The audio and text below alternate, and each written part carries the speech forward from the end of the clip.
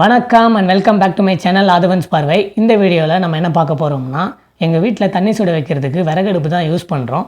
யூடியூப்பில் இந்த 19 செங்கல் வச்சு ராக்கெட் அடுப்பு வைரலாக போயிட்டு இருந்தது. சரி, அது ஒரு ட்ரை பண்ணி பார்க்கலாமேன்ட்டு நான் ராக்கெட் அடுப்பு வந்து செஞ்சுருக்கேன். இது எப்படி இருக்குன்னு பார்க்கலாம் வாங்க. ஃபர்ஸ்ட் வந்து இந்த ராக்கெட் அடுப்பு மேலே நம்ம தென்னை மட்டையும் தேங்காய் நாரும் வந்து போட்டுக்கலாம்.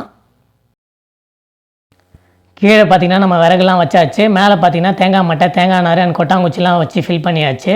இப்போ நம்ம அடுப்பை வந்து பற்ற வைக்கலாம் வாங்க.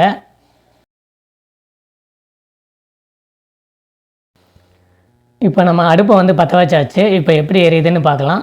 கொஞ்ச நேரத்தில் நல்லாவே எரிய ஆரம்பிச்சிருச்சு.